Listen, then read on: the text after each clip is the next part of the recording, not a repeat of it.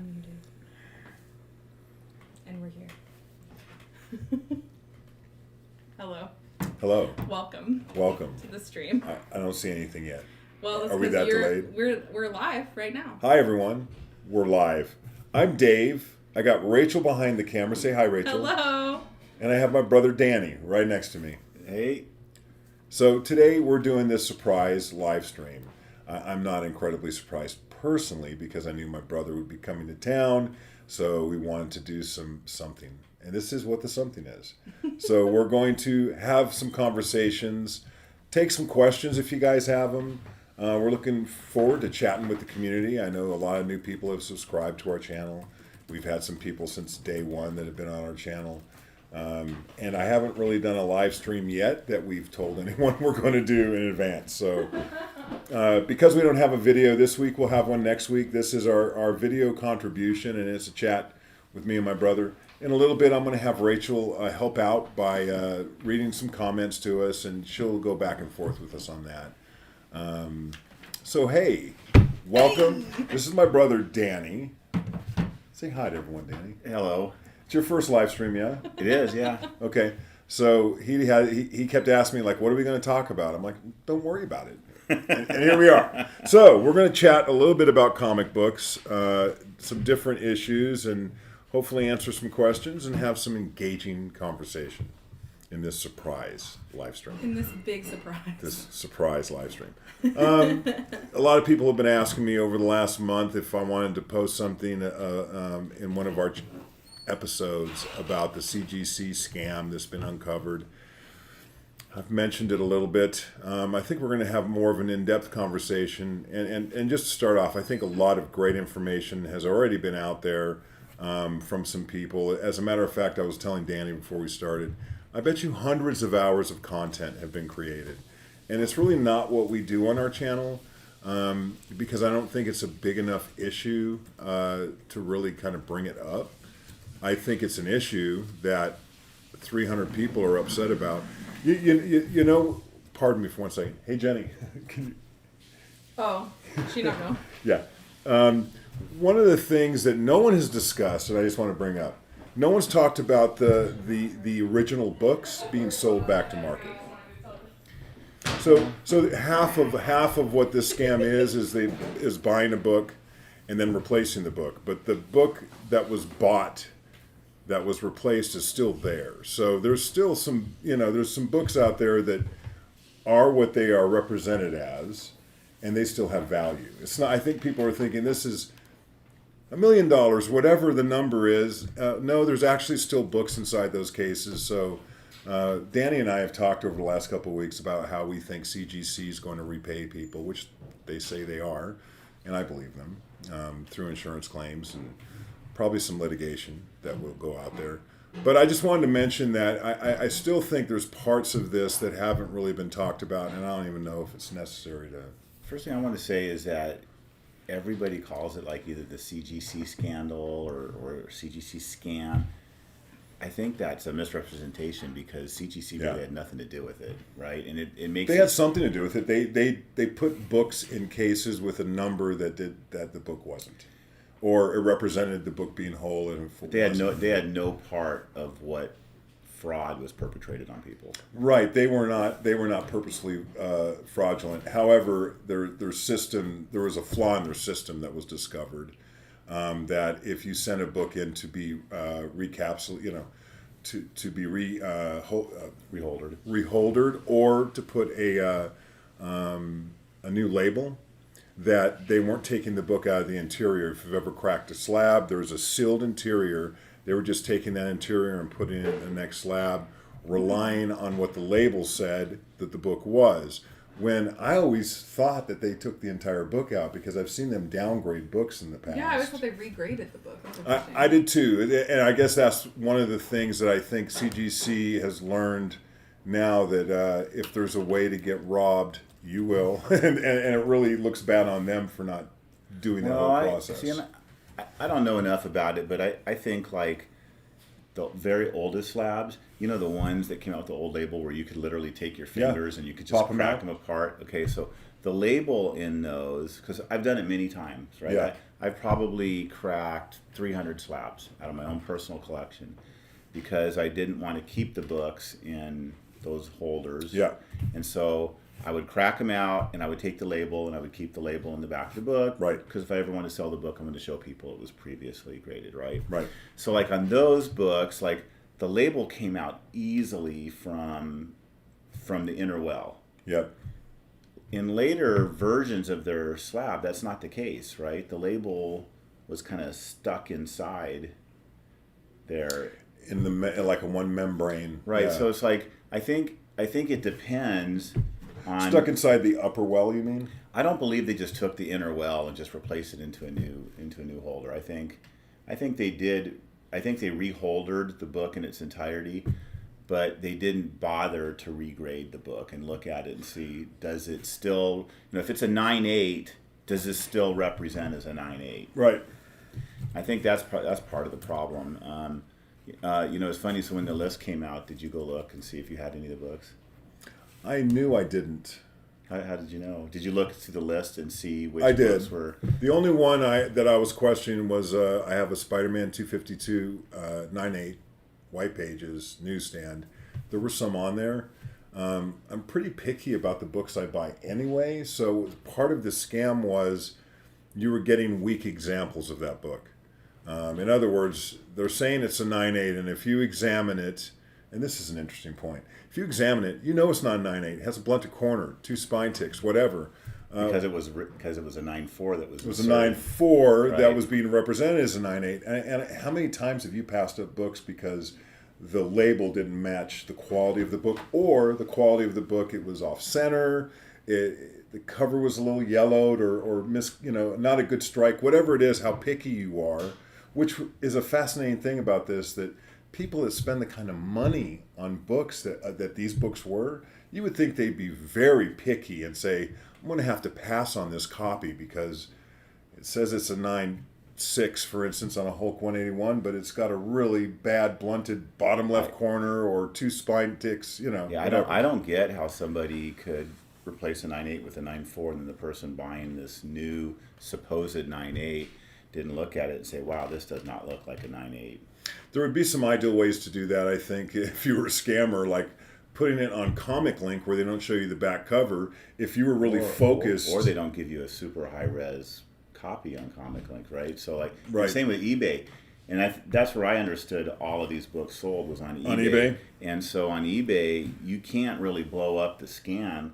Heritage is the best place to buy books, where you can see what you're getting with a really high-res scan, both front and back cover. And you can blow that thing up and you can go in and you can inspect it really well.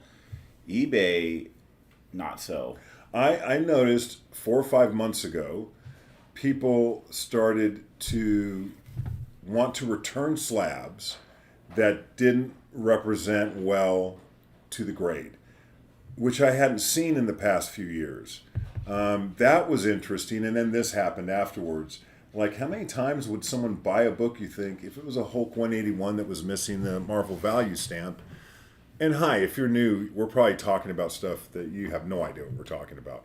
We'll move on to We have a question. We have a question. Sure, we'll move on to some nicer stuff I know. in a few Well, and minutes. everyone on the internet that deals with comics is talking about this, so yeah, we just thought we had to chime in. Okay, so Michael Zaborowski. Hey, so Mike. sorry, I messed up your last name. He said, "Hi guys, have you heard if the fraudster had any submissions to CGC when they were discovered? If so, I hope they confiscated everything." Yeah, I haven't heard that. I'm sure they did. I'm sure that they probably did a deep dive of all their inventory. And I'm sure that on their side, they were probably sick to their stomach over this scam. But I still have questions like, why didn't anyone return these books down the right? I mean, if I just spent $10,000 on a book and it's not representing well and the scan wasn't good, I'm upset. On eBay, it says right there whether your return's accepted or not, and I'm not aware of many people who accept returns on graded books. So, like, even the auction houses Well, eBay will force the return. I've seen it. Yeah. They'll force it. So that's one reason why a lot of people, I think, jumped ship and went to Whatnot, which a lot of people have. And when I say that, I mean sellers. Buyers still, almost all buyers look at eBay. eBay is a very popular place to buy books. You look at eBay. I look at eBay. It's been around the longest out of all the news. A lot of people use it for data because they're moving such a high volume of books. But there's also so many new sellers in the market, and a lot of them are shifting the way they sell. You're more likely to find a deal on eBay just pop up, right, than you are on, say, an anywhere auction site, because yeah, there are still people out there. I bought a book in December, I want to say, that I'd been looking for a long time, and I found a really nice copy on eBay at a super fair price, and just jumped on it, the buy it now price, and just bought it. And that happens once in a while, not often, but eBay is still a place where you can find something that is collectible and valuable, but maybe the seller didn't understand the market for that book. Right. Or the seller's having a hard time locally. I've seen that a lot too. Like the circle of people you might sell to, they're not interested, and all of a sudden you're trying to get a bigger forum to sell that book and someone else wants it, or there's small pockets of people. For instance, if it was a Sugar and Spike you're talking about, you're one of favorite. well, you're one of a small group of people that collect high grade Sugar and Spike. So somebody might have had a hard time selling that somewhere else, and all of a sudden they've been beaten to submission. They lower the price. They put it on eBay. Here comes my brother bopping down the street. Wait, that's a Sugar and Spice 4285. That's an upgrade. Yeah. Now, I made those numbers up.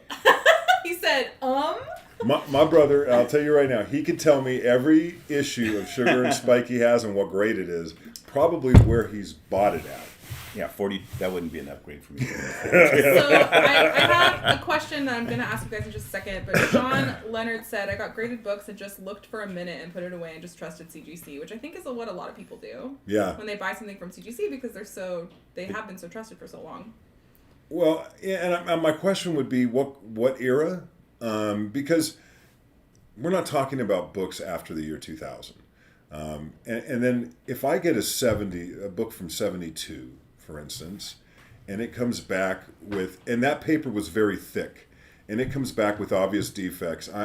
If it comes from CGC, that's one thing. I do trust their grading. I would say way more often than most people, they're right. They're supposed to use multiple people in their grading process. I would think a very solid, good grader is right about 75% of the time by themselves. So you buy a book, right? You buy a slab, you get it in from whatever source you bought it from. You do take a look at it, and if it looks like what you expected, like the person who just commented said, you just kind of put it away, right? Yeah. But he would have known right away if this wasn't what I was expecting, And anybody who's buying 9/8 knows that you shouldn't really see any blemishes. Not to the naked eye. Yeah, nowhere. Nothing should pop out. Yeah, from 2 feet away to the naked eye, you should not notice any defects. It should look like just a really pristine, beautiful book. Yep. I want to bring up something about the list, because I don't have a list in front of me, and I should have been prepared with that. But I can pull it up if we need to. What was predominantly on that list? Like 99% of that list. Black Cat, the first appearance of Black Cat. Well, no. Amazing Spider-Man 9. Marvel. Marvel is what it was okay. Marvel. Very good. And every single book on that list was some kind of Marvel key, with only a slight exception, and I'm not even recalling. Yeah. I think there was 1 or 2 DCs on there, but it's so funny, David, that there's like a correlation, I think, that can be made, that like if you look at the pre-pandemic prices of books, right, and then you look at the pandemic height of the comic boom, right, 21, the books on that list were those books that enjoyed some of the largest increases during that time frame. Well, and this scam capitalized on the demand. The supply. From the supply side, right. From the supply side, they could put books out over and over again and sell them. Those same books, they don't sell like that now. And by the way, the prices have gone down. I did find it interesting, though, that, for instance, the first appearance of Black Cat, I remember around 2022, every auction on Comic Link had multiple copies, and I started to think there must be a tremendous amount of copies out there that are just like fluid. They keep running through the market, right? Because that book got popular, but the demand was never low. It was I think tough it's for a still while in 2020 and 21 to find 9.6s and 9.8s, but the price had adjusted up. 9.4s and under were pretty inexpensive. All things, I sold my copy of that book my original owner copy. I sold it on the CGC message boards. I remember for $110 as a raw copy that I called a near mint. Right? Did you feel like you scored? Oh yeah, because I paid 35 cents for it, and I sold it for $110. Right? Yeah. And then I decided I wanted a copy back. And when did I buy it? During the comic boom. How much you spend on it? I want to say disclose to the people. I want to say like $600 or $700 for a 9.6. 9.6? Yeah. Well, that's not bad. It's still there, right? No, I don't think so. No, I don't think so. But so I have a question. Thomas Roan asked this a while ago, but I was waiting for a good time to ask it because it doesn't really have anything to do with what we're talking about. And also, I don't know if you'll know. I mean, you'll know, but like just so you guys know, Danny's a Silver Age collector, and my dad mainly is a bronze collector. But this person's asking, do you think that in 20 years' time there will still be a market for Golden Age books? With fewer new collectors joining the community, do you think Golden Age will still carry such high values? Even Silver Age. I mean, Danny and I have had this conversation for years. And what do you think, Danny? I think that the blue chip comics, the best ones, whether they're key books or first appearances, whatever, I think those books are always going to have a collectible base for them. And if you really look right now, like in the Golden Age books, the books that are the best sellers, the ones that go up in price a lot, like timely covers with, Captain America and stuff, World War II covers, pre-code horror, very violent pre-code crime. Pre-code's really a popular era all around, right? Crime. Romance, crime, horror, sci-fi. Good girl books seem to be dipping a little bit, but they were there for quite a while. There's some that are like Phantom Lady 17, Seven Seas, Matt Baker covers. Yeah. I can't see in 20 years' time. People collecting that stuff now, look at Ryan from Automatic Comics. He's much younger than us, I'm assuming, and yet he predominantly collects Golden Age. That grown men were like, oh, this young man. Well, I'm saying he collects predominantly Golden Age books, right? And so I think there is a market out there for people to collect from eras that are much earlier than what they're used to. Interestingly, and hold that question, like Crime Suspense Stories 22. 20 years ago, when Golden Age collecting was much more popular, I know this is an Atomic Age book and it's pre-code horror, but that book wasn't worth like great amounts more than the issue before it and after it. It's just been growing and growing and growing in popularity, and that's what's interesting about that question, is that it depends on what you're talking about.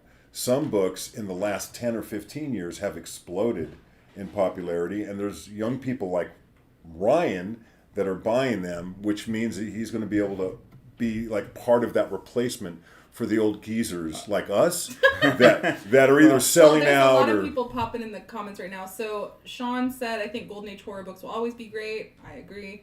D313 says, look at the toy collector market. 80s toys are peak height. Once those 50 or 60-year-olds pass or stop, it's over. Besides the big things, everything fades. Which I don't know if I agree with that, because nostalgia is always a big seller for people. Well, I mean, think about this. People collecting paper money from the early 1800s and 1900s, they weren't around to get that. Mm-hmm. There's people who collect stuff that predates by a lot. By a lot of age, yeah. When that item was out. And that's why I think the best stuff, like, key issues, rare issues, Crime Suspense Story 22 is kind of interesting, because if you look at the original Gaines file copy list of the books that he was selling, it wasn't more than the issue before it or the issue after it. But over time, it became this very iconic book because of its historical significance in the Senate hearings Yeah. that led to the Comic Code, and the fact that it's just a brutally violent cover. But it became popular later. It's like Yeah, it's always been that violent since the day it came out. It's I would like say. Picasso. I would say in the last 10 years or so, Basquiat. the book broke out in the last 10 years and started like becoming like, if you're going to get one issue of crime suspense stories, that was the issue. Like issue 20, a guy's holding a gun to his head, blowing his brains out. I love that cover. No, you got to admit. This is a good one. Conlin said, I can say I'm currently 30 and my collecting journey has moved into Silver and Golden Age. Discover books with great covers. I personally am just now discovering. Which, like, I feel like for me, I obviously don't collect comics. But if I could afford Golden Age comics, I would buy them. They're so expensive. Yeah. So it's like, it's even entry level is really expensive. It's so expensive. Even low grade copies are expensive. Thomas Rohn said, do you ever go to any Comic Cons throughout the year? I'd love to meet you guys in person and say hi. They're new to the channel. Thank you, Thomas. Yes, we do go to Comic Cons. We go. Rachel and I are more Northwest. So all the Northwest big ones we go to so far. Danny gets around to more. You probably go to 8 or 10 a year, don't you? Yeah. Do you realize that? Do you know that? At least half a dozen. And well, I've been coming up here to visit you to go to comic shows up here that I wouldn't normally go to.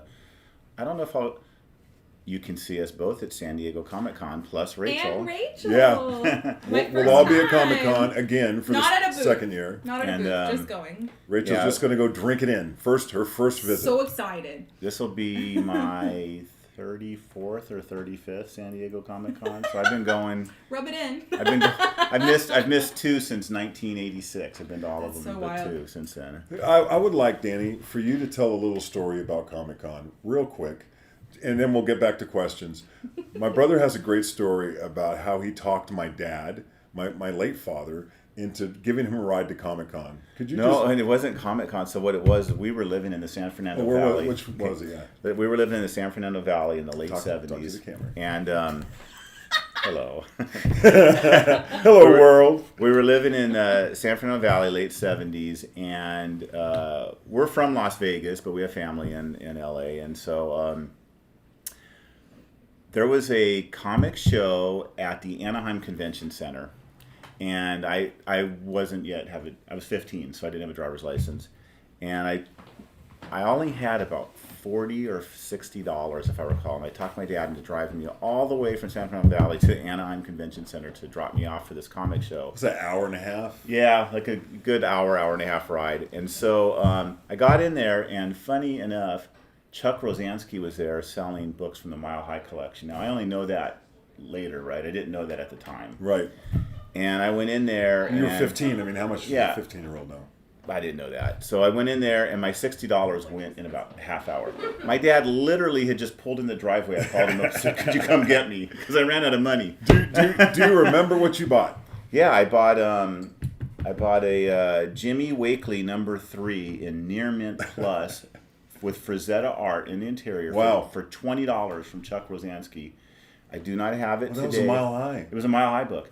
I only realized it years later that I had owned a Mile High book. I ended up selling it, but oddly enough, I saw it enter the market as a Mile High book, as a graded book on an auction later on. I was like, that was the book I bought from Chuck for $20. That's crazy. But that's how good those books are, right? Like, Mile High books are so distinctive that even without the provenance being passed from one person to another, companies like CGC can recognize a Mile High book. Right. Oh yeah, the quality stands apart. I'll tell you what, you start buying books like that, like Mile High or Gaines books, and it's very easy to become addicted to the quality of them. Are you addicted to Gaines file copies? I love them, man. Oh God, do I love them. So many of them. I don't know if I'd say I have so many, maybe 20, and they're all science fiction books. I love them, and they are so expensive. It's like, it pains me every time I have to like pay for one that I just won in an auction, but oh God, are they so beautiful. And you know, we bought from a collection that never became a Pedigree, and you've mentioned it many times, the Monterey collection. But we didn't call it the Monterey collection back when we were buying. We called them Bagman books because the guy who sold those books to us, had a business called the Bagman, and they're Pedigree quality books, right? They are. I just looked at some today. Yeah, And it's like when you hold one of those books, I don't care if it's a Mile High, a Gaines book, an Oakland book, it's got a bounce to it. It's still maintains some of that freshness. It's got the cover gloss. It's got that shine. It's got like they're usually unread books. Yeah. Or look unread. Or look unread, because I've read many of my Monterey books. It's the absence of wear, too. It's like no wear on a book that's 50, 60, 70 years old. When you're holding it in your hand, it kind of awe-strikes me. I'm like, this book is exceptional. And I found books like that. Even if they're 30 or 40 years old, you can tell when collectors are in a good climate and they take care of their books well. And I found bags and boards aren't even really necessary. You can still get great books that have never been boarded, or they've been in a stack in bags, or the Mile High books which weren't bagged or boarded and kept in a big closet. Dave, there are some pedigrees that I actually get really excited when I see a copy of a book that I want come from that. Like there was a pedigree called the Oregon Every time you touch Collection. the table, it sounds like the mic's exploding, just so you know. He's You very might start drum animated. rolling Very on there, animated, yes. and they'll just dive. They'll dive like a off. piano. They'll just leave. There was a pedigree called the Oregon Collection, and I only ended up with 3 books from it during the. But those books from the 50s had such white pages. And you know how we like to get in there and smell that book? It's like those books had Don't tell our secrets. such cover gloss, such white pages. And I've talked to other collectors who bought from that collection. It's a small pedigree, but they are fantastic books. And it's like anybody who's like collecting comics, if you've never bought Golden or Silver Age pedigree books, I'd say save up and buy one. Just because you'll see It's what tough we're to talking see in the about. slab, though. Yeah, I mean, Well, you got to maybe take it out then. yeah, that's tough. That's a tough one. All right, so Sean asked, do you guys still have a pull list and read new comic books? No, neither one of us. No modern books. I stopped 5 years ago, and two reasons. One is I'm not a huge fan of the way the art and stories are being done currently. When I pick up a Silver Age book, it can take me 20 or 30 minutes to read it. When I pick up a modern book, I'm done with it in like 3 minutes because there's almost no... It's a lot of art, a few words, and the books are heavier on a different paper. They take up more space, and space becomes a problem for every collector at some point in time. If you've got only 2 long boxes, or if you've got 70, at some point you're battling a space issue. And like I just decided I don't want to be adding to my collection with books that I don't perceive are going to have a great value in the future. So I stopped about 5 years ago, and I love looking through and reading old comics. I'm really, I read a lot younger, and I'm really more gravitated towards the art on books, interior and exterior. Also, just everything surrounding comic books. There's an excitement to the hobby itself without having to crack a new book open. I've read some new books, but really along the way, I started reading novels. And I used to read, up till 2 years ago, I was reading 30 books a year. And I've slowed down since I do this all the time. You're a little busy. I was going to say, where do you have time to read comics? Where's the time that you and have I want read to. It's really interesting because all the time I'm like, I'd like to take a half hour. But that would be like meditating to me, which I don't do that either. So it's like, for me to like stop and read something, if I could, I like the shows on YouTube where it's people like reading. They're not only reading comics, they're explaining storylines. There's a couple of shows like that I've watched. I'll have it on in the background for hours, listening to people talk about Secret Wars tropes. No, I like comic tropes as well, but I don't. That's not as much in the background because I want to see. He has so many graphics, and he's probably one of the best content creators in comics. I love, for what he does, I love what he does. He's just a really remarkable guy. He's a comic historian. There are a few people, though, that just have hours, and what they'll do is they'll grab a storyline or an entire run, and they know it so well that they'll go through and say, oh, yeah, and this part don't remember. And Thor number 20, I'm like, wow, this is great, because it's kind of like condensing. It's making my content more YouTube friendly. like on TikTok, they could explain like an entire an entire comic book run in 15 to 20 seconds. Good to know. There's a lot of cutting out a lot of information. Yeah. There's a lot of people out there who collect comics only for the covers. Oh, sure. Right. So, like our good friend Ken Spencer, he's a cover collector. He's not ashamed. He's not ashamed to tell you, "Hey, Ken, do you read?" No, he did when he was a kid. We actually didn't know each other. We all went to the same comic book store. But Ken's got a fabulous collection of beautiful comics, mostly Golden Age, and but he's a cover collector. He collects books because he loves the art in the cover. He's got very good taste too. Yeah, well. All right, we've got lots of comments. I'm going to read through these. Bring the heat. Jay Ballard said, this was a while ago, but it's hard to pop in. I'm 47 and my 11-year-old daughter loves collecting comics as well. I think there will always be a market for printed comic books for the art and history as society moves to digital. Yeah. You know what? Before you go to the next comment, I want to point out I have a 12-year-old granddaughter. I have 7 grandkids. I've got 1 hooked on comics. It's pretty good. That's okay. It's not a bad ratio. 1 out of 7. 1 out of 7. And you're working on yours. Oh, right? yeah. I'm catching him younger than he did. But my point is Rachel. I'm Rachel. Autumn, my granddaughter, loves Archie comics.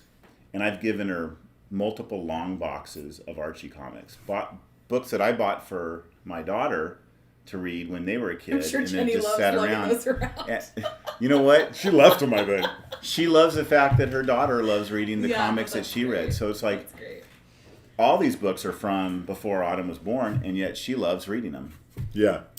Jay Ballard also said there's nothing as good as a high-grade Silver Age ASM, in my opinion. Yeah, there's also nothing as expensive. I was going to say, those are so expensive. Conlon said, my only pedigree book is Justice League of America 43 and 85 from the Bethlehem Pedigree. Oh, that's I nice. also have a 9.4 copy as I'm trying for at least 9.0 DCs. 9.0's DC. Yeah, that's a nice place. That's a nice place to land. It's hard, probably from hard that to era. do. Danny collects some of that stuff. What, DCs? Yeah, I have a lot of DCs from the Silver Age, and then most of them have Superman in them. But I've got like hundreds and hundreds of books from the Silver Age that are DC. Raymond Noah said, I'm 53 and just started collecting comic books last year and having a great time at it. My favorite is Golden Age and 70s horror. I enjoy your channel and appreciate the show and tell of collections. Show and tell collections. You know, regarding Thanks. that comment, I'm so glad that horror has finally broken out to be popular again. It's been popular before, right? Right. But it's popular again, and I hope its popularity doesn't decrease because I think it's important to the comic collecting hobby to have books that are not tied to movies and television that excite people. Right. No, if you notice, I just grabbed a few. This is the kind of stuff I did read when I was a kid. I don't know why. I was less superhero and I was more horror, Western, war. I liked other stuff besides superheroes. In our era, it wasn't unusual for young boys to read war comic books, where it's really unusual now. I think people have gravitated towards things like Punisher and other military-style comic books, right. G.I. Joe, which G.I. Joe's been around for a long time, since the 50s. But that's not what we're talking about. We're talking about, Sergeant Rock and Sergeant Rock. Mm-hmm. Talk about the book. I think you just traded a pretty iconic book, didn't you? Oh, yeah. Why don't you talk about that a little bit? Well, I traded a friend of mine, Our Army at War 112 with the iconic, we call it the Brady Bunch cover, or also known as the roster cover, because it just shows the whole roster on there. But he had an EC that I wanted, and he and I are both of the same ilk, right? We'd rather trade than sell. Right. Right. Yeah. It's like, I don't want to sell this book, but you have something that I want. Yeah. And so I'm really trying to get a full set of EC science fiction books, and boy, it's getting harder and harder to add another book to my collection. I'm a little over the halfway point, but only slightly. What grade was that book in? The one that I traded for, or the one you traded? It was a 9.0 graded book, and the one I traded it for is it's a 9.2 or 9.4. It was raw. If you've never seen that cover, you must just look in whatever app you're looking at to see the cover of that book. If you ever watched the show Brady Bunch, it's set up just like the beginning of Brady Bunch, but it's got all these great characters. It's It's one of my favorite covers from that run. Who doesn't know what the Brady Bunch is? That's my question. Well, yeah. Sergeant Rock's someone else, though. I wouldn't have traded that book for anything other than something I really wanted. That was Kubert. That was a Kubert cover. Yeah. Sean also suggested Comic Pop as a good breakdown of comic books, series. Well, Comic Pop. The thing about Comic Pop, you got 4 hours. Oh, is he the guy with the packing, the giveaway? Yeah. Him? Oh, I love him. He's great. Tell that. Oh, okay. Well, Comic Pop. We watched a video where he did a bunch of Whatnot. He went to a bunch of Whatnot streams. And he tried to get as many free giveaways as he could from a bunch of different sellers. And so he gathered all of them. I think he buys a lot, by the way. Yeah, he buys a lot. It wasn't like I'm but trying like to a get lot something of for Whatnot free. sellers, even if you join the sale, then they'll do a giveaway, even if you don't buy anything. So he gathered like 20 of them or something, and he went through and rated each packaging for each book that he won. And like it actually helped us package better because of the way that he described like what was good packaging and what wasn't. It was really great. Helpful content. It was a good video. For different reasons for different people, right? Some people were looking for giveaways. We were looking for like how he reacted to what he got. Yeah, and the giveaways that he got too. Because we sell comics full time. That's what we do, Rachel and I. So I mean, we were really watching just to see his reaction. We found it quite helpful. The thing about Comic Pop, and thanks for bringing him up. I think he's great. I think his goal in life is to show every comic book that's ever been printed, regardless of grade. He will show a book from last week that's in 9.0. I mean, but he does talk about it, and I do find, and you'll find this in the comic community, I don't know if you've ever noticed, people can be incredibly knowledgeable.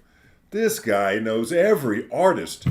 And he likes stuff. He's super knowledgeable. He likes stuff that I just don't get. I mean, but that's good that he does because there's someone out there that likes it. If you like it and you're watching, like, oh man, he's got, I don't know, some random artist. You know what, Dave?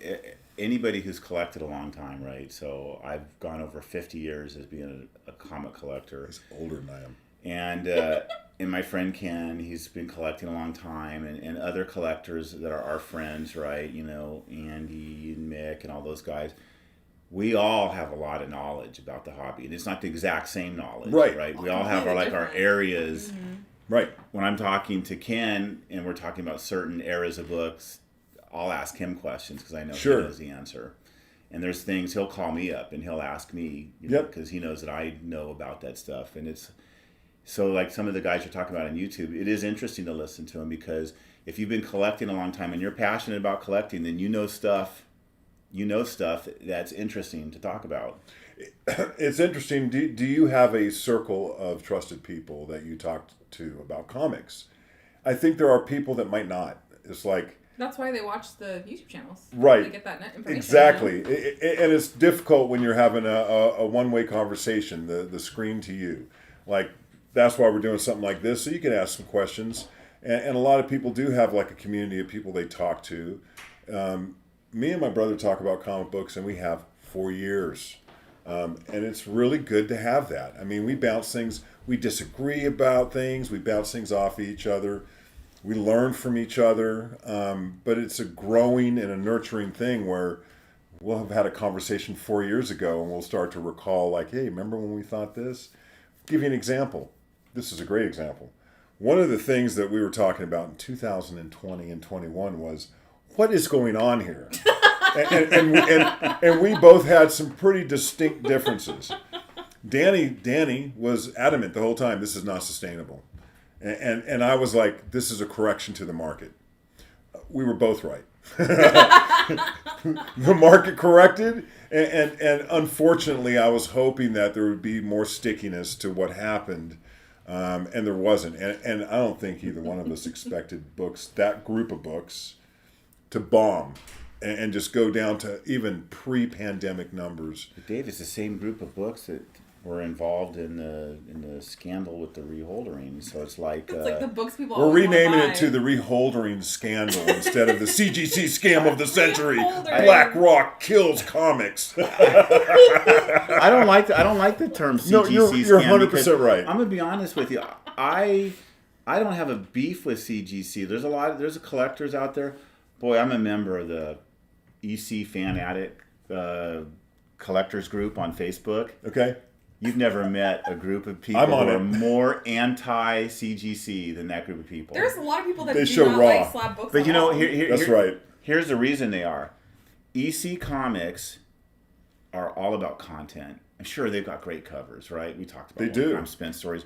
I mean, there's some weird science. Phenomenal writing. Yeah, but there's some covers that are fantastic. But EC is hands down best written comics with the best interior art that's ever been published by one publisher. So on that EC group, how many of them do you think own hardbound copies of those EC sets? They love them, but the point is they hate slabbing as a group because it takes you away from what makes those books special. Itself, yeah. Is the stories, the art, everything about it. Even the house ads, everything about ECs is about seeing them, and when you put it in a graded holder, it takes away part of what they're really liking the most. Right. Yeah. And so that group of people is like, you hear the comments all the time. Like I'll post a great, EC, like a current find, maybe I just got a new Gaines copy, and then somebody will say something about, let it go.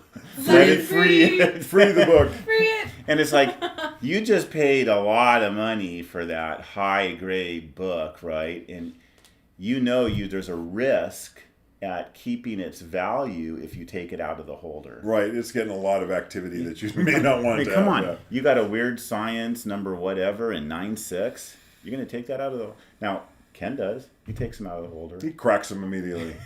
And my God, do they look better in Mylar. They do. There is no doubt about it. But I just get a little nervous about taking something that I spent a lot of money on. Ken was able to show me the interiors on some Mile Highs because he cracked them. That really, it looked like the ink was wet on snow white pages. That's crazy. He cracked it open and it was like, I thought there was a sound effect that was going to come out. Oh, it was like looking at the Grail. You got some questions for us, Rachel? Yeah. What is a good approach to establish a fair offer when buying a collection? I feel like that's a really hard question to answer. Yeah, there's a lot of approaches. It depends, too, what the reason you're buying it for, right? Like, are you buying and what the reason they're selling it for. Well, are you buying it as a dealer to resell? Yeah. Because you've got to make your money, your markup. Am I buying it as a collector because I want those? You're selling me books from one collector to another is different than from one collector to a dealer. I can give you a little bit of experience.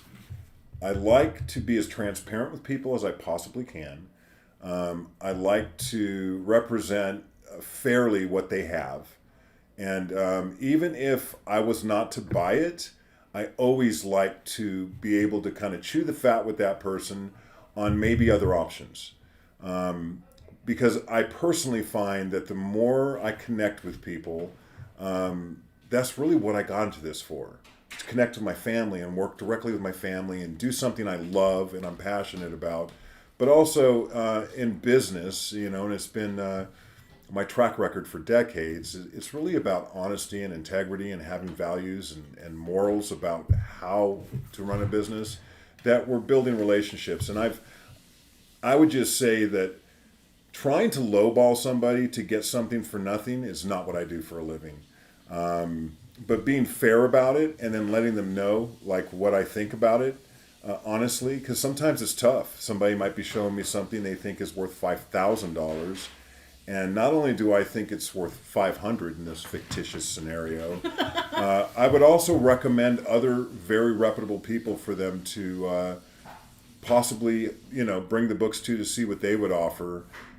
Because it is what it is. There's no feeling worse than doing any type of deal where one person feels like they got the worst of it. I will say, yeah. I'll say this though, David. When you're buying a collection from somebody, right? So whether they approach you, and they want to sell you books, I think it's always a good approach first to ask that person how much they want for the books. I always do. Okay. A lot of times people don't know what they want. Okay, so then they turn it around and they say, make me an offer, right?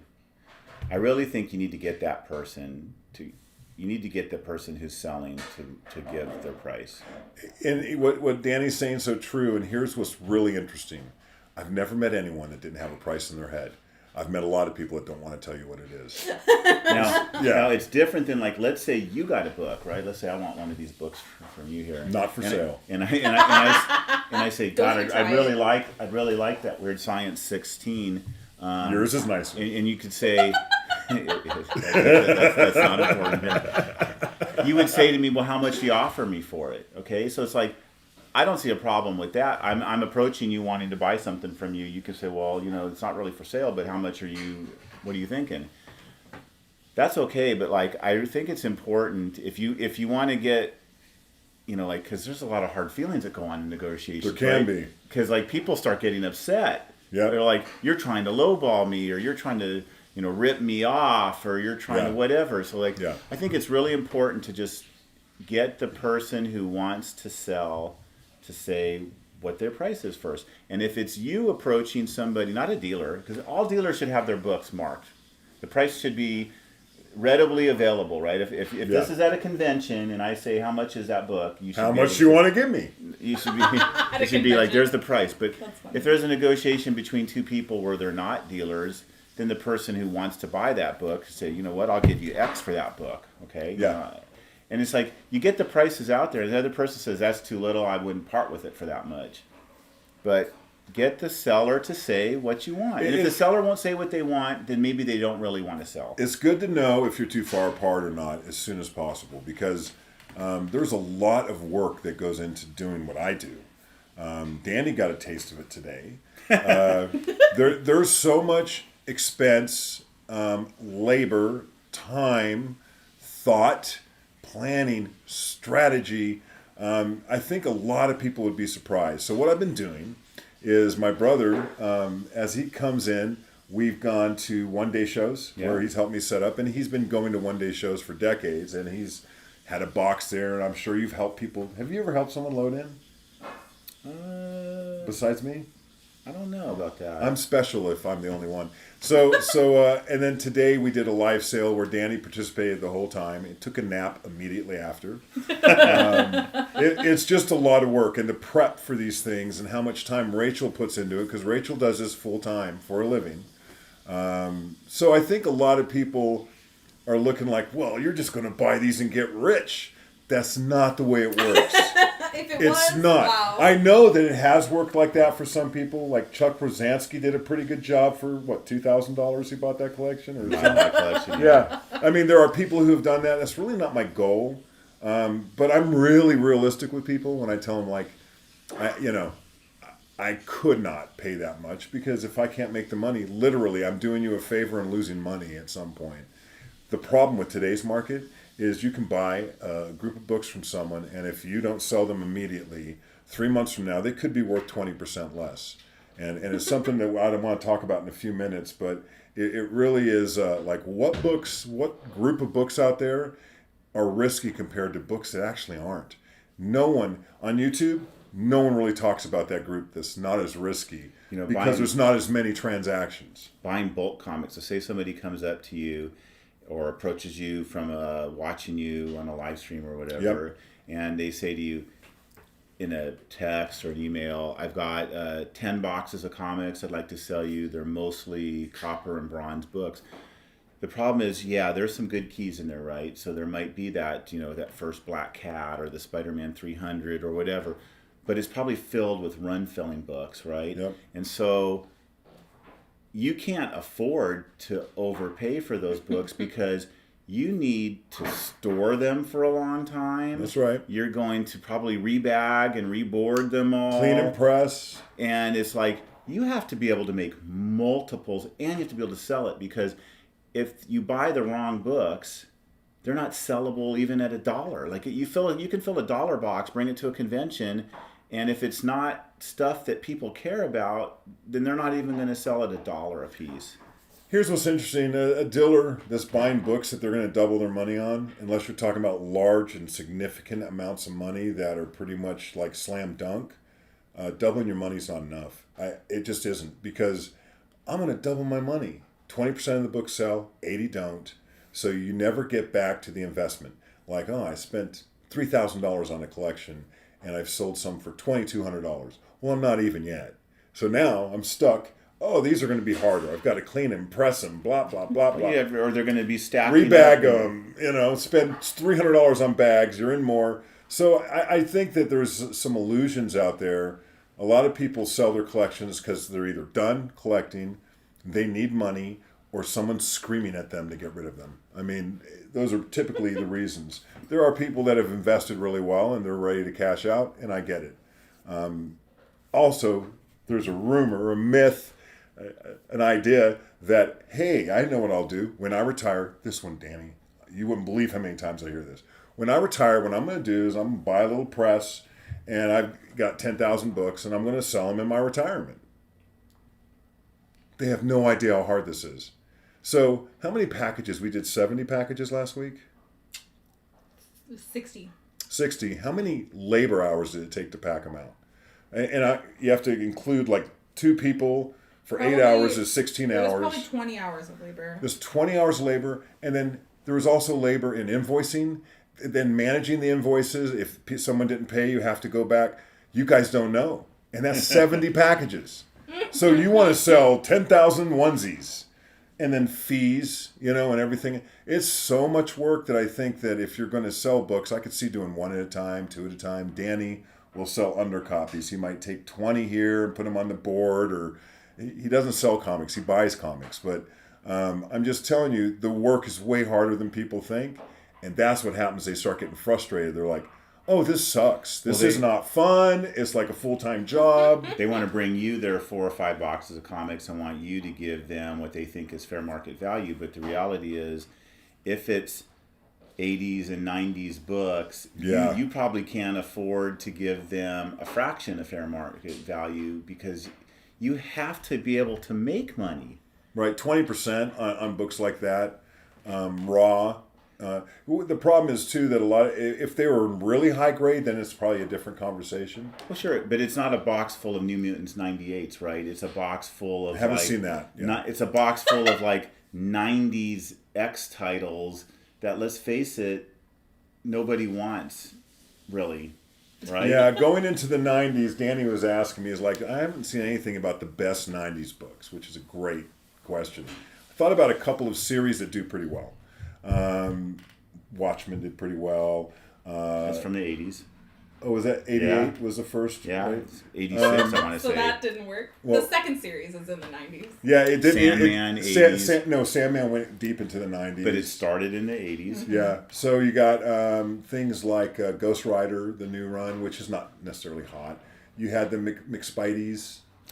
Started in the 80s, late 80s. Started None of them started in the 90s. I'm telling you. Well, no, I'm just talking about as they bleed into the 90s. The 90s books, you guys, I don't know how many Valiants you have, but if there's a bonfire you would like to create, everybody bought too many Valiants. I don't know. There just wasn't a lot of what I consider really good Dark Horse, just dogs. I mean, I couldn't give away a copy of my first. Also, the Dark Horse Star Wars books. Some of those are really good. Some of them are okay.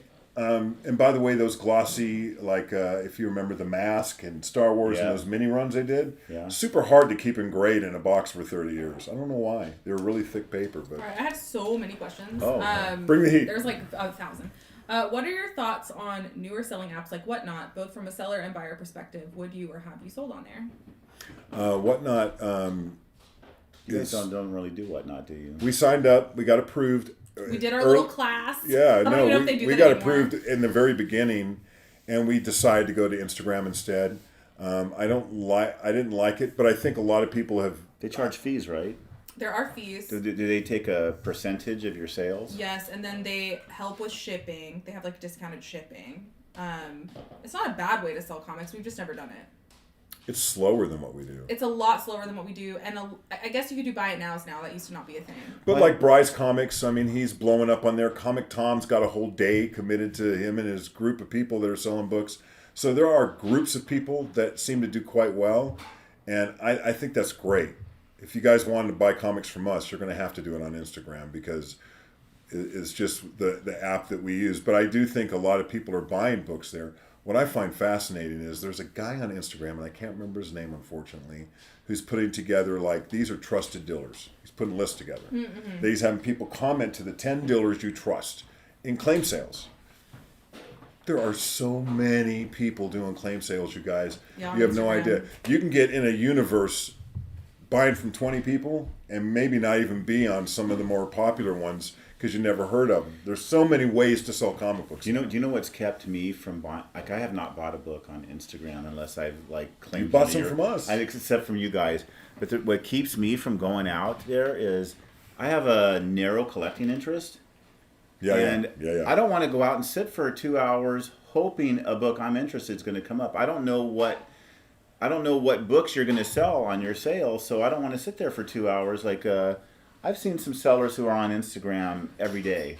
I want to say like Elite 11 or something like that. And they do have some pretty good books. They do have good books, but I don't know when or if the books I'm looking for are coming out. So I tend to not pay much attention to it. It's a different game. You're unique because you pretty much got a lot of the stuff you wanted.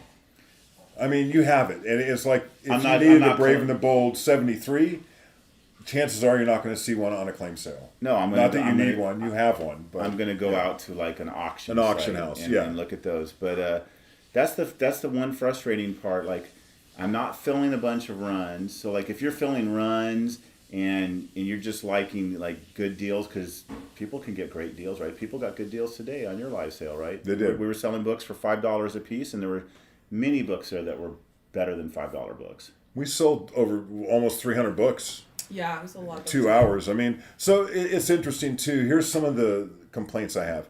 On Whatnot, I don't like buying from people that don't tell me the grade. And unless they're incredibly cheap, like what we do. Yeah. Because we're adamant about grading. So our Monday premium sale, we always have grades. And what I'm doing is I'm getting rid of 10 books to keep one that's high grade. And it's all bronze and copper. So that's one thing I didn't like about Whatnot is like, well, you're not even telling me any information about this book. The other thing is it seems to a lot of people are selling new books. So it's really leaning towards a new market, and that's fine if people are getting... I do think there's some great deals happening there. I also think people really overspend because they think there's value in a new book that they're spending $40 to $300 on. And I'm here to tell you, I don't subscribe to that. I think that variant cover 18 of the book that came out last week is like flavor of the week. And the market's so glutted with those things. If like I'm touching a material, I'd rather touch wood than plastic. I believe that going back to these types of books seem to me a better investment for my personal money. Even to the earlier comment, like, do you think people, 20 years from now are going to like these? Yeah, I think people 100 years from now is going to like this. And do I think that about like Spider Boy? I don't personally. I think it could be something, but I think people are looking for the next hot thing, and I'm looking for the old hot thing that continues to be amazing. People should buy what they like. That's right, and what they can afford. And if you do that, you'll be a happy collector. If you're only in this game for investing, there's going to be some real ups and downs, right? It's very hard to figure out what's the best way to invest in a comic. Like, if I went out and I bought a Spider-Man 129 in high grade, which I did some years ago, at what point is it worth selling if I bought it as an investment? Like, do I wait till it doubles in price? Or do I wait till I can get 20% back more than what I paid for it? Did you ever have that book prior to the investment copy that you bought? Did you ever have like a copy when you were collecting Spider-Man? When I collected Spider-Man, I did, but I wasn't as conscientious about what grade it was in. But then we bought a copy just to hold on to because we got a good deal on it and thought it'd be a good book to invest in, and it did. We got more than double what we paid for it. So my friend Jeff really just started collecting recently, and he's got this thing like, I don't like to pay more than slab price. Like, so he wants the book for free. But you know what? He's able to go out and find those. Yeah. So that's his philosophy, and I think it's good to have some kind of North Star no matter what you do. But and have like rules. You got to create your own rules. But I do think that I've never met a collector that didn't change over time. Well, and start one place and end, like Ken used to be a Marvel guy, right? And I wouldn't call him a Marvel guy now. Not that he doesn't own some Marvels, but he's definitely a Golden Age focus. I think he has that one Joker book. Oh no, he's got got more. He's got some very nice silver and bronze age. He does. Everything that he buys though has like an iconic cover, right? Like he likes all of the Kirby Silver Surfer FF covers. So do I. From like pre number 100. From Fantastic the Silver Four. Surfer covers and the Galactus covers. And, right, and so like he's got he's not an FF collector, but he's got some really nice copies of those books, and he's the kind of collector that like the books he's buying are almost all blue chip books. Right. Everything that he buys is really a blue chip comic book. And I heard somebody say one time, there's no such thing as a blue chip comic. Well, come on, Action 1, AF-15, Batman. I mean, you can go on and on. There's lots of blue chip comics. There's tiers, right? That have never really gone down in popularity in any notable way. I mean, there's ebbs and flows to prices, but the fact is some of the prices received this week at the Heritage Auction shows you that there's people that are willing to throw huge amounts of money. You know what? I got to say this. So the Heritage Auction, right? Like at Superman 1 sold for in excess of $2 million. There was a Spider-Man 1 that sold in excess of $1 million. All-Star Comics number 8, first Wonder Woman 9.4 sold for $1.5 million. None of the people buying those comics have YouTube channels. Tell the people. Nobody is buying those comics and has a YouTube channel. Who's buying those? And so it's like it's so funny to me that like so many comic commentators are out there. Pundits. They're out there talking about these auctions like they can afford $1 million comic. None. I don't even know a person. Let me ask you: who can the buy guy, $1 million the comic guy who book. bought the Batman 1, do you think he's tuning into these people to find out if he should buy that or not? That's kind of what Danny's getting at. I'm just saying hold on, I'm about to spend $4 million on comic books. Let me go see this video. I heard it got 6,000 views on maybe if I should buy that or not. As a matter of fact, some of the people making content, and maybe I'm included, will never have $1 million or $2 million collection. Most of us won't have a comic that's worth more than $10,000.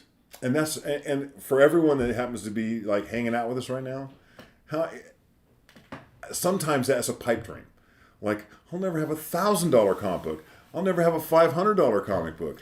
But time changes that. So if you like that part of the hobby, because that's not necessary to enjoy the hobby, you don't have to have $500 comic books. Well, there's too much emphasis on the value of books. Tell the people, Danny. No, there's way too much emphasis. Like when I started collecting comics in the 70s, I started collecting the books that I liked to read. And then as I got more money, I started going after the back issues because I like to collect runs, okay? I never really put a lot of emphasis on how valuable my collection was. Right. I think there's a lot more emphasis on investing in comics in YouTube channels than there is on collecting comics. Right. And I really feel that like if you have a passion for the hobby, whether it's like our friend Ken who loves the art of the Golden Age covers, yep, or a person who loves reading books, it's like follow your passion. Right. And if you only buy what you like and you only buy what you can afford, you're never going to be really disappointed. If you are buying comic books as an investment, I think there's better ways to make money out there than buying comic books. I can't think of even the most conservative ways you can invest money are probably better than comic books. Most comic books only grow at a percentage of maybe, and I'm talking blue chip, 2% a year. It's risky, right? I mean, it's just like, it's risky. Like, I used to own a copy of Albedo Anthropomorphics number 2 that I bought brand new off the rack for $2, I think it was, in 1983 or 4, whenever that came out. And it went up in value, and I traded it to somebody for an Adventure Comics 300 that was probably like in fine. Okay. Because it had a Legion of Superheroes cover that I want. At the time, it's like, I just traded my $2 comic book for a $100 comic book.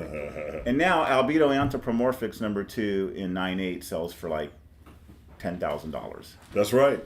And it's like... well, let's talk about the Teenage Mutant Ninja Turtles you never got. I never was able to find a copy. So when that came out, I wanted one. And immediately it jumped to $50. I'm like, I am not paying $50 for a comic book that came out in the last year. And see how smart he is, guys? He has standards, and it's that. Rachel has a lot of questions. There's so many questions. I don't know if we're ever going to catch up. Okay, well, you go ahead. Well, you kind of already talked about this, and I actually already know the answer to this. What run are you currently working on? Who? New Mutants. I don't think. No, I finished it. Oh, you finished it. What are you working on now then? I did that for fun, right? Like I like having a run of books to complete because I'm never going to complete, say, Superman or something like that. So like I like having a series that when I go to a comic show, I can go through people's boxes and say like I'm trying to complete. I completed a New Mutants run recently, and I think I'm trying to complete Sensational She-Hulk right now.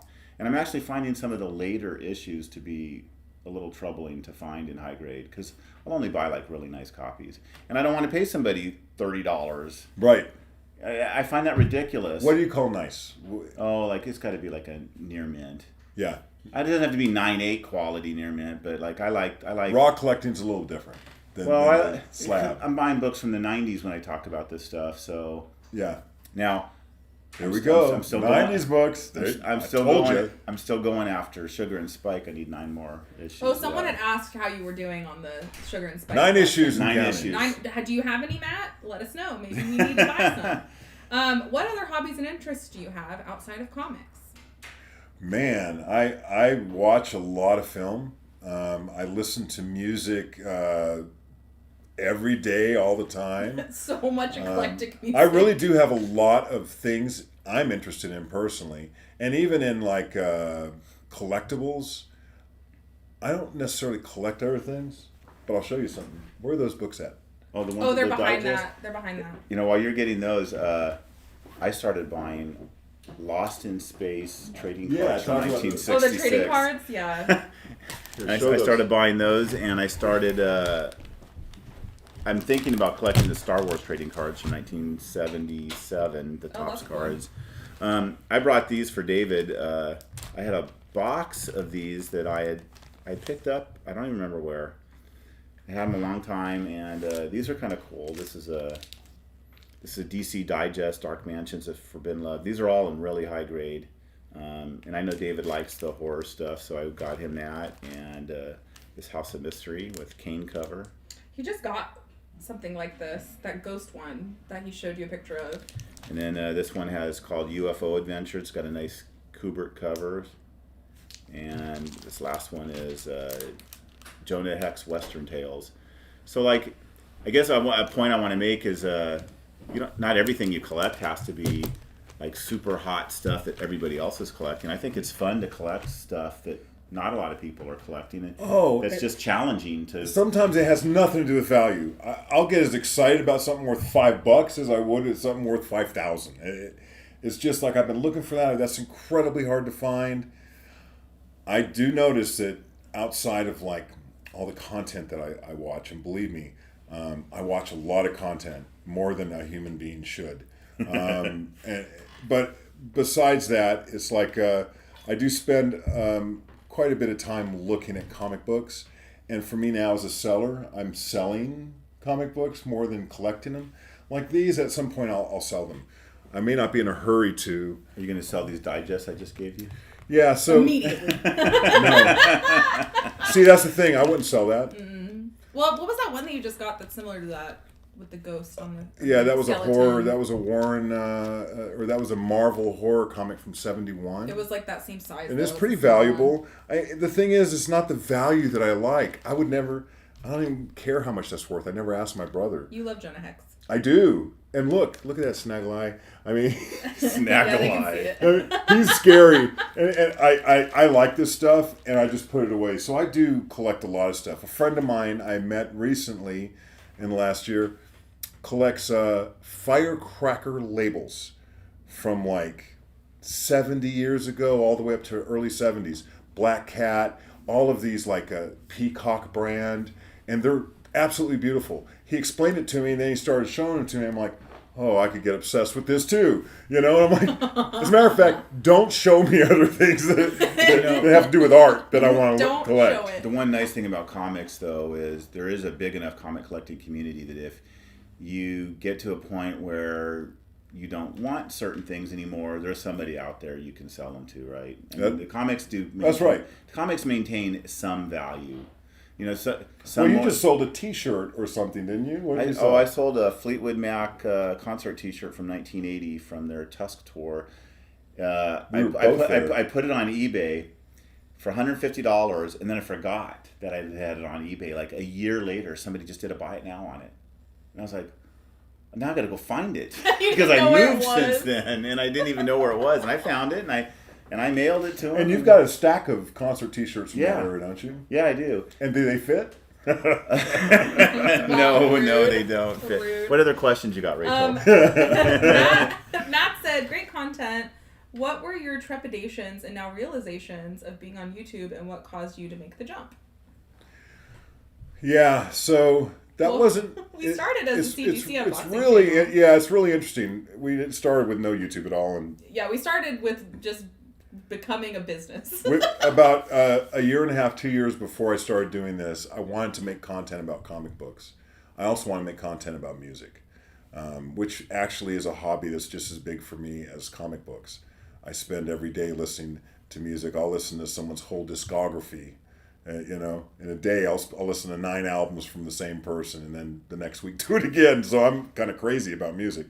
But as the goal of me creating some content of some kind about comic books had to take a back seat because I was really focused on submitting books to CGC, hoping to get a lot of 9/8 and selling that way. Well, I haven't even made a submission to CGC going on 14 months. You used to think that if it wasn't 9/8, it wasn't great.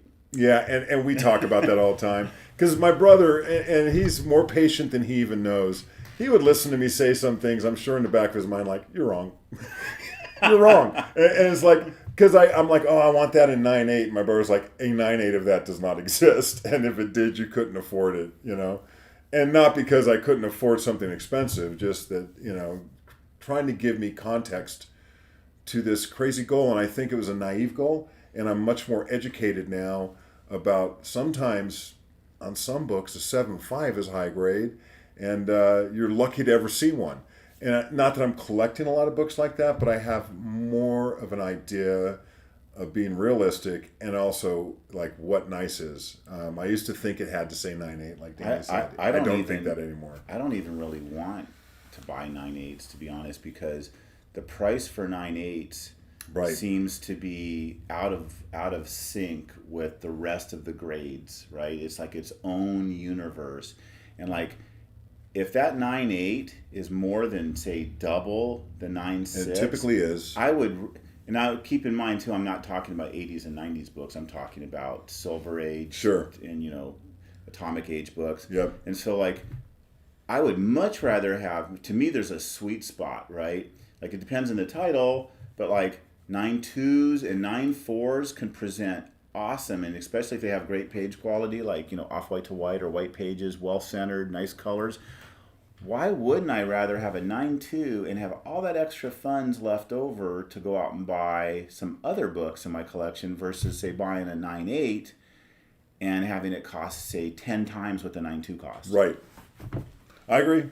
No, I've learned a lot. So I don't know how everyone else is, but I continue to mature. Even though I've been around this for decades, I also took a couple decades off. So I continue to learn and grow and stay really open-minded. I've learned that, ego has a little bit to do with comic book collecting, just putting that out there. And I try to stay really humble, stay really teachable, and just continue to improve in that kind of stuff. What other questions? Well, Conlon said it would be awesome to see videos of your brother showcasing some of his collections. We actually have videos that like that, Conlon. Under our Vintage Comic Show and Tell, he shows a bunch of his comics. And his friend Ken does as well, the one we're mentioning. So we have made both of them, like some amazing books. And I'm sure we'll do more in the future. Brenton said, love your show with Rachel and gain a lot of knowledge from them. Have you ever got into underground comics? And if so, your opinion from a collector versus investor perspective. I like underground comics personally, not all of them. I like Corbin. I like some different people that were in more than just underground. There was a lot of stuff I like. The stuff I like the most is in either the real early 70s, which if you look at like what was happening in comic books that weren't underground at the time. Robert Crumb stuff. I like the Robert Crumb stuff. I like the science fiction stuff that was coming out that was all like completely ripped from like Golden Age. It seemed like the underground comics were more connected to Golden Age than even other comic books were doing at the time. So they were a bit ahead of their time. There was definitely a lot of counterculture messaging going on that's really interesting. So I do like underground. There's not a huge market. I invested in a couple books. Did really well on my Freak Brothers, not so well on my Dope and Dans. So just saying. Yeah, I think if you're going to buy undergrounds, again, sticking back to my mantra, buy what you like, buy what you can afford. If you're buying them as an investment, I don't know what the market is for that as an investable. Well, so like I have like American Splendor 2, 3, and 4, and I've been looking for a 1. Haven't even seen one for sale at all. I might have seen a slab one. It was way out of my market. But I like some things. I just don't like to be limited in like, I only buy Marvel or I only buy... No, man, I don't care who the publisher is. If it looks cool, I'm probably going to be interested in it. It's funny, we don't hear the term so much anymore, but like back in the 70s and 80s when we were collecting, there was that term Marvel Zombies. Yep. Right? And DC Winners.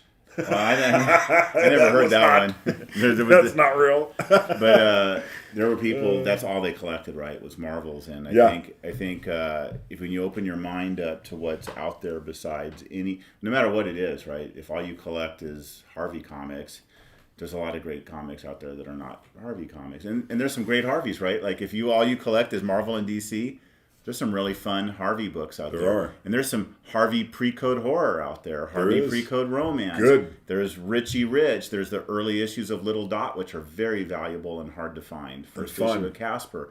I mean, so it's like, whatever it is you collect, open your mind up to what else is out there. That's right. What do you got, Rachel? Well, someone said, I met a guy that wanted $1,000 for a short box of X-Men 1. Yeah, it's the X-Men 1 from 1991. Yeah. They were. That's what he's talking about. Yeah, that's what he's talking about. How many of those do you think were printed? 1 million? I thought it was 4 million? 4 5 million. million? We have probably most of them. I bet you we have 30. You bought a case of them. No, that's X-Force 1. Oh. That's a long story. Let's not go there. We're not going to talk about that right now. Scott said, I'm cool with your IG sales. They are fun and easy. Checkout is great, and your communication and shipping is top notch. Thanks for saying that. We work hard at that. He said that a long time ago, so I'm sorry it's been so long Thanks, since Scott. we talked about it. George said, mid to late era Valiants were the first books I ever just threw away when I was organizing my comic collection. It had to suck a little bit. He probably did. It was no skin off his nose. Did you throw away your Turok the Dinosaur Hunters? Because we all have 5 copies of that. The one that has the hologram thing on it. Yeah. Digital Man said, "What are you doing with the signed Spawn 1 CGC 98? Sell now for $600 or keep it for 10 years?" That's how much you bought for it. How much did you buy it for? Spawn 1 had a huge print run, but what's interesting about Spawn is I think it's past number 300 now, and I think a lot of people like myself were buying Spawn 1 through the first 2 years maybe, right? 3 years. I think my Spawn collection goes up into the 30s and then it just stops. So I stopped buying them. But Spawn has a solid group of people who collect them, and the later issues when you get 200s. When you get to the 190s and 200s and later, they're hard to find, and there's some great covers there, and they can start fetching some dollars. Big money because of low census. I think Spawn 1s, it depends. You said selling it for $600. Depends on how much you paid for it. Signed too, so. Yeah, but Todd McFarlane does sign stuff all the time. All the time. And it's how much does his signature cost now? Cause if you want the $600 more than you want the book, you should sell it. It depends on what's going on in your life. Yeah, if you got to make a rent, you can replace that book. Trust me. This is a good question because I know the answer to it, but Matt said, do you think your collection could become a pedigree because you have such high grade standards? Let's talk about what it takes to become a pedigree, Rachel. Tell me. Well, I know that a pedigree is one person that's collected all the books themselves. So right off the bat, we couldn't. They weren't selling. They weren't selling them. They were buying them. They were holding them, and they are of high quality. So because we're dealers, we are automatically not eligible to be a pedigree because all of our books came from a bunch of different people. A person like myself who's been collecting for such a long time with the books I've been buying, I think your pedigrees have to be a certain percentage of them have to be a certain age like pre 1975 Yeah. or something. I don't know what the exact, but I don't feel like you're going to find a Pedigree where the earliest book started in, say, 1980. Oh, no. And Richard Evans, and if you haven't checked out our video with Richard, we've done several, he had an interesting comment. I asked him if he thought any more Pedigrees would be coming to market, like the last one with the Promise Collection. And he said he feels like the next iteration of that will be collections acquired over time by a large group of people that if they come to market, people are really going to want to get a hold of them. For instance, there's a lot of Gaines file copies and other books, or Mile Highs even, that have been locked in a collection since the day they were bought, since the day they came to market. Those people are also not making YouTube videos. They're not talking to anyone. No one knows what grade they are. And when those hit the market, it will definitely be interesting. And I don't know, there's a lot of copies of books like that out there, right? To your point exactly, is I have a collecting friend that I've never met, just somebody I've exchanged texts and emails with because we collect similar stuff and we've kind of crossed paths.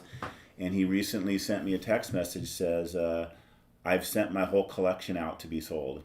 And that's exactly what Richard's saying, is like, there are collectors like who've collected. It doesn't even have to be tens of thousands of books. It could be 500 books. It could be 5,000. It doesn't have any requirements like a Pedigree. But it might be some very good material in there that's been locked up for a long time, and now it's not likely we're going to see more Pedigrees like the Promise Collection, but we're definitely likely to see really good collections come to market. Right. And that's. Somebody just sold a lot of comics on Heritage and made a lot of money, because it can't be a coincidence that a Superman 1, a All-Star 8, and some of those other high-grade Golden Age books that went for that kind of money all came from different people. Right. That could have been one. That could have been one Wait person for one sale. who just decided, I'm ready to cash out, and he cashed out hard. Millions. Hard. It's going to reinvest it all into firecracker labels. He's going to reinvest it probably into his heirs. You're right. It's better to sell your collection while you're alive. Just saying. If you want to reap your benefits. Yeah. I don't know, though. You get your family fighting, and then all of a sudden you're going to be on some kind of like a crime 10 o'clock show about how everyone killed each other for comic books. And can you imagine, like, though, if you know, you pass away and then your spouse or heirs don't really know or understand what your collection's worth, and somebody swoops in and buys that stuff for pennies on the dollar, you would turn over in your grave. That won't happen to you. Rachel's going to continue the live sales. I know. Can you believe? No. We have a legacy here. We have a legacy. I don't know if you're going to be able to answer this question. Would you be able to give a hypothetical quote for about 40 long boxes of copper bronze run fillers? It depends on what they are. It said various grades. I just don't know if there's a way to calculate but that. you know what? Run fillers is an interesting, like, are you saying it's been cherry picked? There's no keys. That's what it sounds like to me.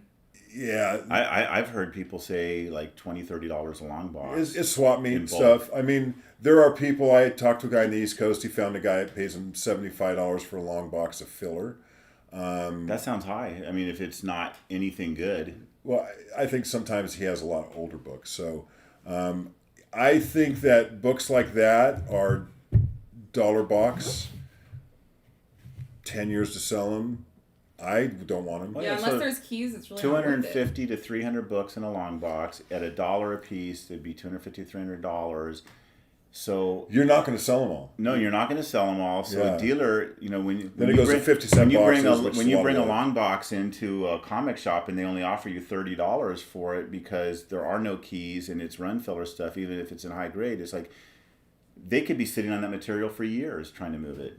How many long boxes do you think are out there just like these? Because if there's 40 of those, there's probably... a million? I don't know. There's so many comic books that really no one wants to buy unless you're collecting them. And then I just talked about all these different ways to buy comics. How do you get to the widest swath of people? It's usually in auctions. They'll get a lot of visibility. But there are books, unless they were like pristine high grade from the 80s and 90s, I stopped there. And when I say 90s, I'm kind of cherry picky about that. We're talking even late 80s apparently, because that's a lot of the series are in the 90s. But you got take it easy, Sparky. Mostly late 80s. I need high grade stuff in order to sell to my clients because I've really kind of focused on that on my Monday sale. Customers. I like clients. That's fancy. There are fancy clients on Instagram. Clients spend more than $5. A lot of them are here now watching this. So customers. How do you feel about that? Clients. I'm so lost right now. I'm sorry. I'm just making fun of you. Okay. I need to know where Dave got that long sleeve skeleton shirt from a few videos ago. I gotta get one. You know that spam you see on like when you're doing social media? Oh yeah. And, you know what I'm talking about? He was got by an ad on Instagram. Here's my move. I don't know. I mean, it was one of those spammy things. And it was like before the holidays, so they had some like Christmas death, Halloween. which I really liked, the Christmas Halloween death. So I was going through it. And hold your phone and say Christmas Halloween death shirt, and it'll just pop up as an ad eventually I bet it would. Actually, that's not a bad idea. Siri. No, I'm just kidding. So what I do is when I see one, the first thing I do is get off the app, go on the internet, and see if I can find that company, and typically go through the website. And that's what I did. He just wants to know what the company is. It was out of China. It took 6 weeks to get them. Probably on Temu or something. I don't know. Yeah, I was kind of happy with them, but they're thin as paper. Yeah, they're definitely not like quality. It's about the kitschy. Look how good I look in my dancing skeleton. You know, it's funny you mentioned that. Is like I was scrolling through Facebook and I saw an ad for an electronic device. I thought, oh, that is really cool. I want to order it. And then right before I looked at the price and say it was $50, and I decided to go check it out on Amazon first. I found the exact same item on Amazon for $28. Yeah, I've been scammed before. I had, one time I bought a jacuzzi, a blow-up jacuzzi for $100 because it was on a Facebook ad, and who doesn't trust Facebook? So hey, this was years ago. Blow-up jacuzzi.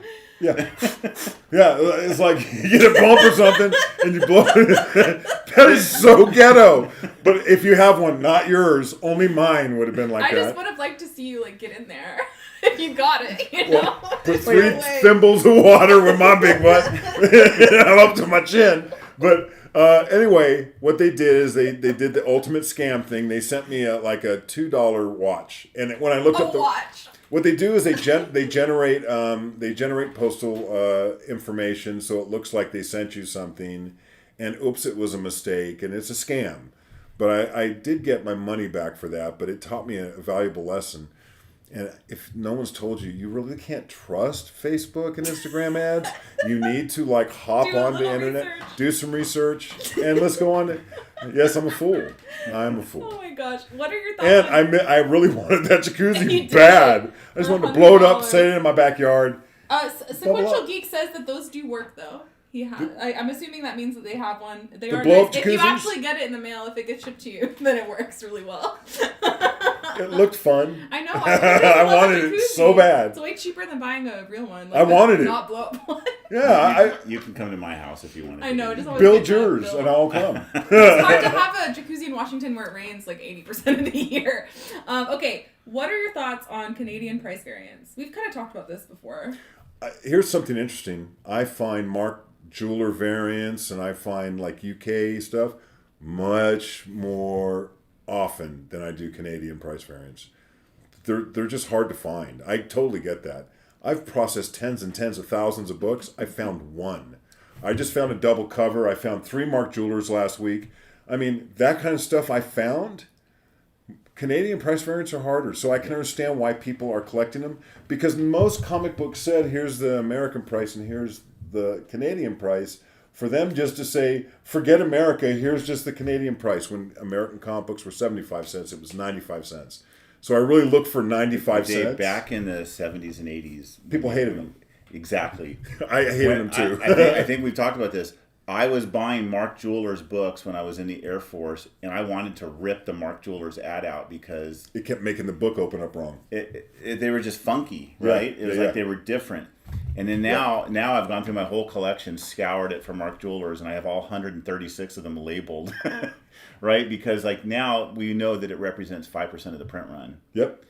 But back then, you didn't want something that was different. And it's the same with newsstand and direct market. I got to tell you, we liked the direct market books. I hated newsstand. Because the direct market book had a picture of Spider-Man or it just said DC in there. I thought it was too commercial. It was too commercialized to have the barcode. Yeah. I didn't. Nobody wanted a barcode in the front of their comic book. So to the question, do you think 10 years from now, Canadian price variants will still get a premium? I think it's a way for people to look for books that they like that are differentiated by some kind of nuance. There's a rarity to it, like because the Canadian price variants aren't any different at all than the U.S. book, except it's got a different price on the cover, a much smaller print run. Same with Mark Jewelers. I never liked the UK price variants because not a lot of people 9D, like 12D, and I get that that's kind of cool, but like There's been a couple. I really like that X-Men 141 and because that looks cool. We've never seen that. I really like the Marvel test price ones, like the 35% variants. Yeah. Oh, the regionals. The really rare ones. Yeah. Those are really cool. Super hard to find. Especially like the Star Wars ones. Do you have any of those? No. Yeah, we didn't. Because we weren't. They were in like Cincinnati, or they were kind of like in the Midwest or East Coast. Yeah, it was Midwest. Yeah. You ever seen the price on a Star Wars 1 price variant? I mean, it's dramatically different. We had a video about it too, where we did a deep dive. It's kind of insane how much more they sell for, because of the price difference. Yeah. Yeah, those I think are cool. What else you got, Rachel? Do you guys find it odd that non-hot books are impossible to find, almost like an underground secret market? Because no one wants to non-hot. Like what? They listed out Sugar and Spice, Jerry Lewis, Bob Hope, Josie and the Pussycats, 60s and 70s horror books. There's not a lot of them. You know what though? Well, that's true. Why. I have all the sugar. You're talking to the right guy. Boy, did you come to the right channel today. Here, those types of titles are what makes collecting fun. I agree. I mean, like. If you pick a title, let's say Fox and Crow. I don't collect Fox and Crow. I'm just going to use that title. Or Bob Hope, she mentioned. You pick a title and you're going to say, I'm going to collect a run of Bob Hope and I'm going to try to get them in at least fine or better. You've just set a goal for yourself that's going to be very difficult to do, but it's fun, because it is part of the collecting. The collecting journey. Fun for everyone. No, it's about you though. It's a personal hobby. Yeah. You may not want to try so hard to find something. When I started collecting Sugar and Spike, I decided I was only going to buy a few high grade issues because I liked the title, I liked the creator Sheldon Mayer, and I was going to go out and get like maybe a half a dozen really nice copies. And I found that I loved the whole hunt. In fact, I collect Rudolph the Red-Nosed Reindeer. And I have been collecting that for almost 40 years. And I've got them all from DC. And I'm constantly looking for better copies. Yep. It is a nightmare to try to find, high-grade Rudolph the Red-Nosed Reindeer comic books, the DC ones. Came out in 3 different formats, right? Came out as a comic book, a treasury edition, and a digest. I just imagine kids just ripping through those whenever they were on sale. That's probably they weren't looked at as collectibles, probably. They're just like, oh yes, collecting stuff like this. Isn't there a JCPenney one or? Well, that's the Montgomery Wards. It's the actual original first Rudolph the Red-Nosed Reindeer in a book form was a Montgomery Wards giveaway from the late 1930s. You guys have never seen anything like Danny. When we were at San Diego, there was a guy that had a Rudolph, and we started talking, and I introduced Danny to him, and Danny had seen this guy around, but they started having a conversation I had to walk away from because they were like, well, what about this version? Well, what about the airplane? That shows you, and there are like all these nuances that tell you like why this was printed by someone else or earlier or reprinted, and there's a geekdom to those types of books that only the person that collects that book can appreciate, but when they meet some kindred spirit out there, it's like they want to grab each other in an embrace and say, the struggle is real. Well, I cannot find Sugar and Spike 14. My fighter. Or there's some kind of like, we're trying to one-up each other. Oh, that's worse. Like I have a fine, well, mine's in very fine. Or something. Or it's the only person in the world that bids against you on some auction, and now you're in a blood match to get your book. I actually, a couple of years ago, I came to visit you, and I sat out in front of your house because there was an auction going on for a copy of Adventure Comics with the Legion, and I outbid, I won it. I was sitting in the car because I didn't want to come in until I finished this, and I came in and I won it, and then I later found out that the guy I bid against said, He goes, yeah, whoever bought that book, they were crazy because I wasn't going any more than that. And whoever wanted it way more than me. It's like, I was the crazy person. Okay, Marcus said, how do you keep track of your collection besides of in your head? CLZ Comics. CLZ Comics and Rachel. And we don't sometimes know what's happening. I love CLZ. We always seem to find it, except the one book that I'm missing right now. Yeah. Any new collection, it's kind of all whatever happens. Yep. CLZ is right on the front of my phone. It's, it's right there. CLZ, there it is. It's a game changer.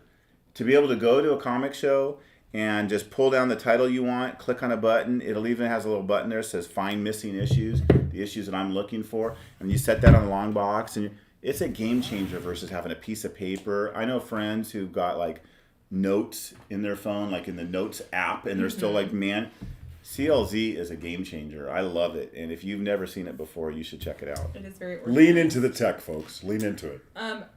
Alucard said, hello there. With all respect to your brother, Dave, why you let him have the coolest t-shirts than you on the show? Is it because he's older?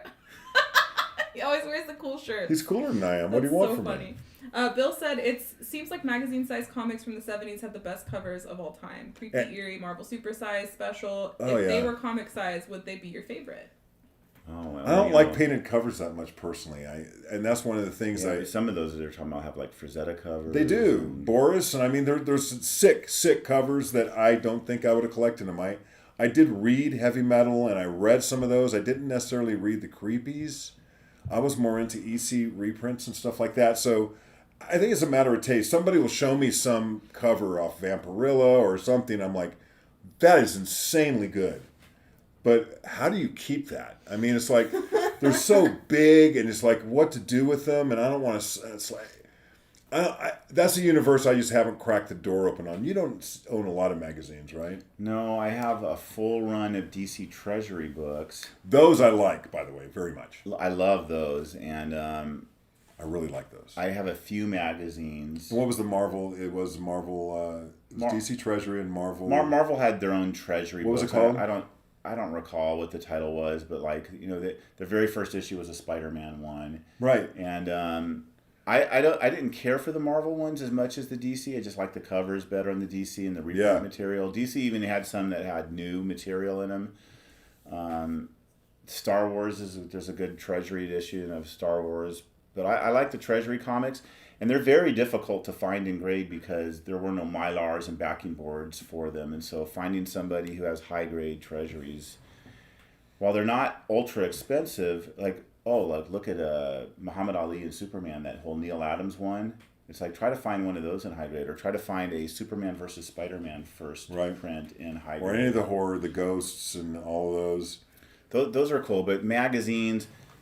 Short of like Savage Tales #1 and Vampirilla early issues, it's like I don't know what magazines, would interest me if I was to start collecting magazines. Right. What you got, Rachel? Bill said, how many times have your letters you sent to the publishers been published? I've got 2 or 3. What's your favorite letter you've ever had published?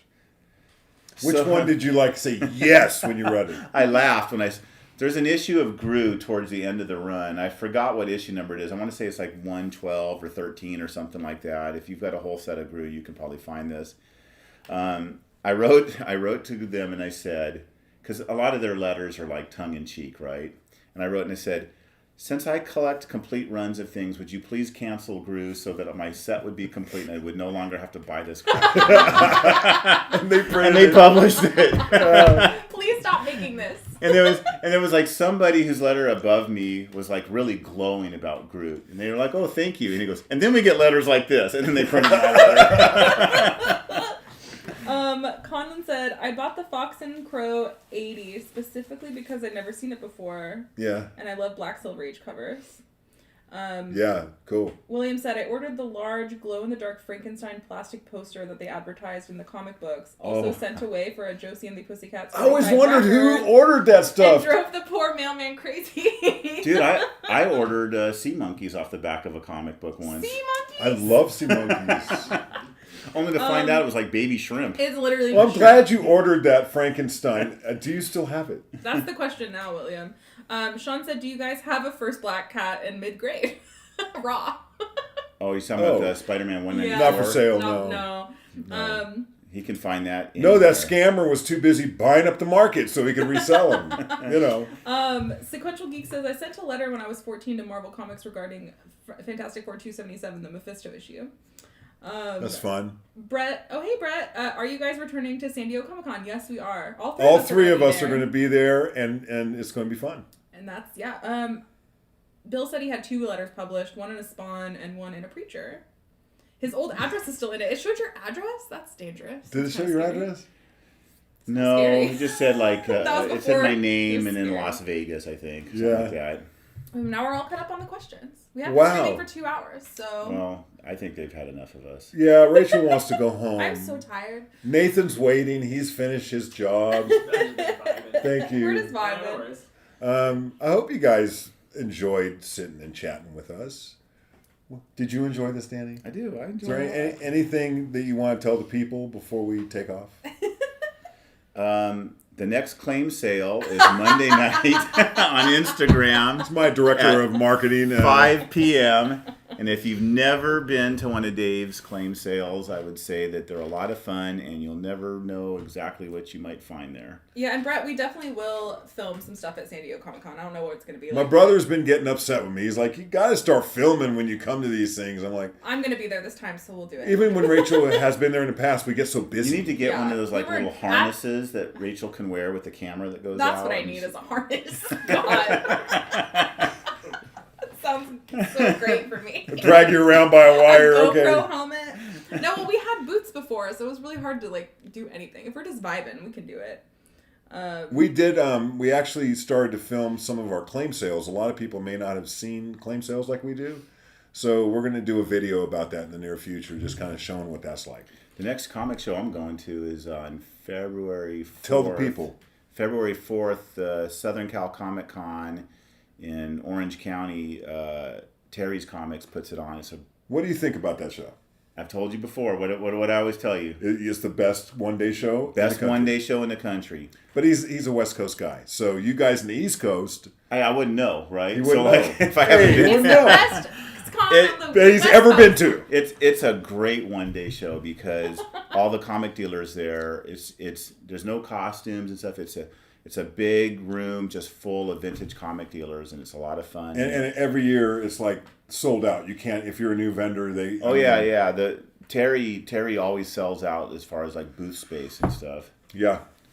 All right, guys. Thanks for joining us. Thank you. I hope we didn't bore you too bad. Happy Saturday. Happy Saturday. See you guys next week with a new video. We're looking forward to that. Yep. I don't think I'll be in that one. Aww. Well, no, I won't be here. I know. It makes me